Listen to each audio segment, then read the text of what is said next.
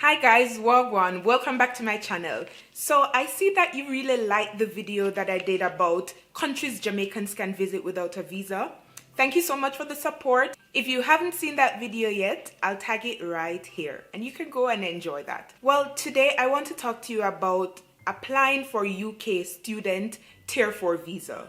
So back in 2016, I went to study in the UK and I did that with my Jamaican passport. So the process is long, it's a lot of content, so let's get right in the video. Your first move should be to look for a school, a university, or a college and apply to that institution. So after you apply to the university or the school or the college, you will get a conditional acceptance.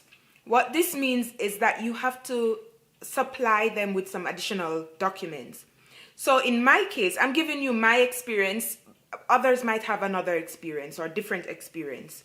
So in my case, I received a fee status assessment questionnaire. So this was like 2 pages and I had to fill in everything. They're kind of trying to analyze and assess me if I am truly who I am, who I say I am, right? On my application form. So after you've completed that form, you need to send it back to the school and they do some more assessment. Now, if you're sponsored by anyone, your parents or a family member is going to pay for you, you will also need to provide the documents of these family members or member. So after I provided the documents the university had asked for, then they decided to give me an offer.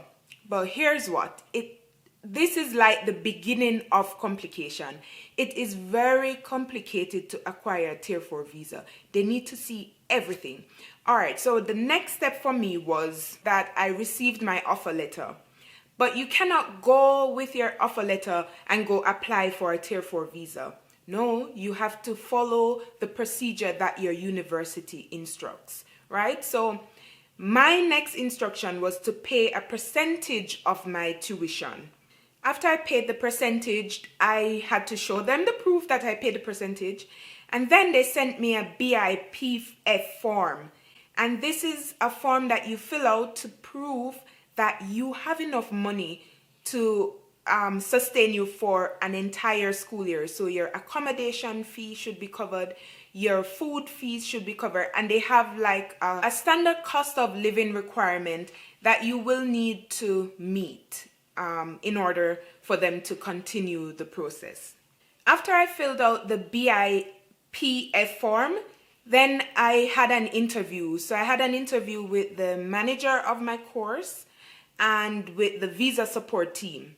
And they kind of vetted me, you know, they asked me a lot of questions, I can't remember. And after that interview, shortly, like some days after, I got my official unconditional acceptance letter from my university. As an international student, receiving an unconditional acceptance letter from your university means that they are willing to be your visa sponsors.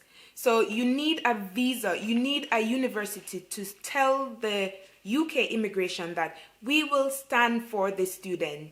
She has proven that she wants to come and study, or he wants to come and study, and we will sponsor that application. So now you would think, yes, she can apply for the visa. No, I thought, yes, I can go ahead and apply for the visa.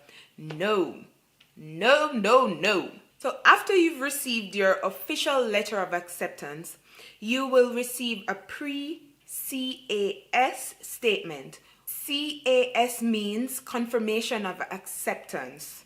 Along with your acceptance letter, they will send you the pre-CAS letter. You need to read, make sure all the details, all the information on it are correct, and then you sign it and send it back to the university.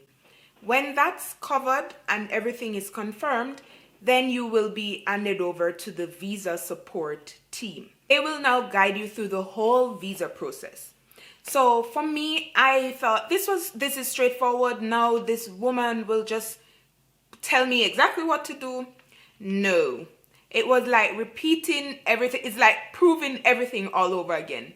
So the first thing she wanted was proof of my financial statement, and she wanted official copies. So the ones that I sent to the university were just copies I got from my bank and whatever, but now she wanted official copies. Another thing to note about your financial statement, your money, the money that you have, should be in your account no less than 28 days. So that money that you will prove that you have to sustain you for a year, a whole school year, that money would have had to be in your account for 28 days or more. So you can't put it in 2 weeks or a week before you start your process. No, they want it in there a month or more.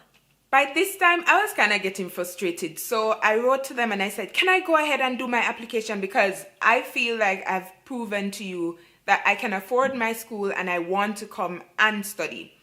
The lady said, no, you cannot. The school has designated a visa support team who will take you through the whole process, and you just have to follow through with them. Right, so as you would imagine, they vetted again, and then the documents that I provided were accepted, and my visa supporter, the team, told me, okay, you can go ahead and start your application.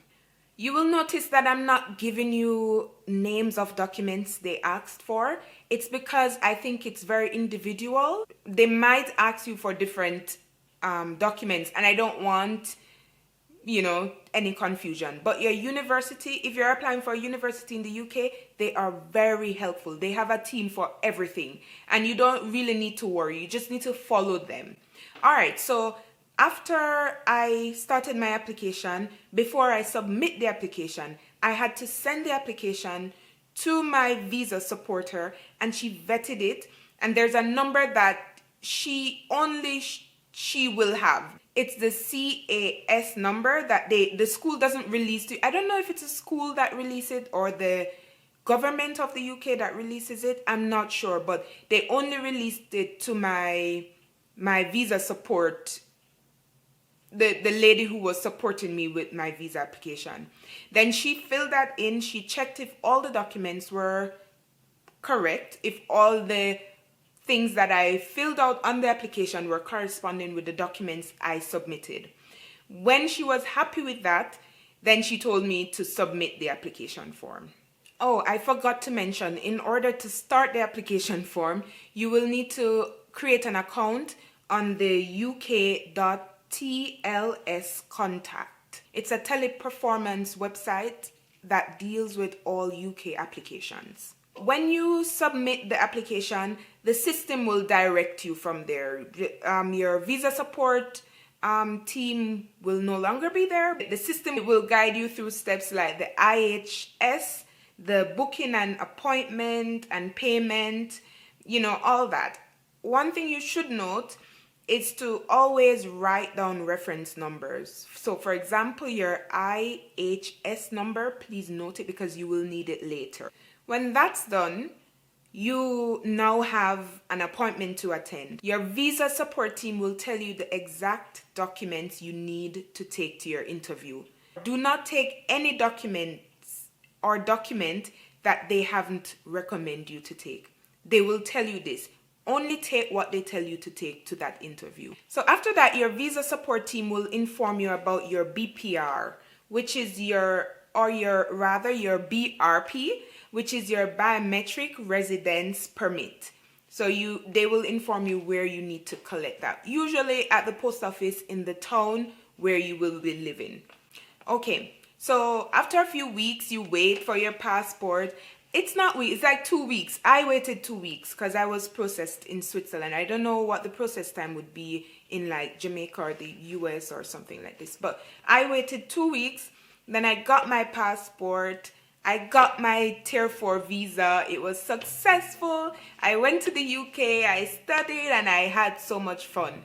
And that's it. I got my visa, went to study, finished, came back. But important to note is even though I lived outside Jamaica, I was processed like a Jamaican would.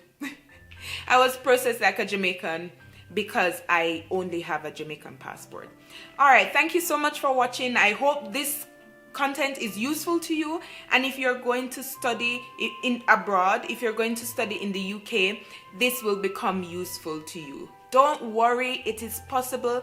You need a lot of patience because it's a constant back and forth with emails and stuff, but it's doable, and I wish you all the success, and I hope you have a successful and enlightening time in the UK. Okay, until next time, bye.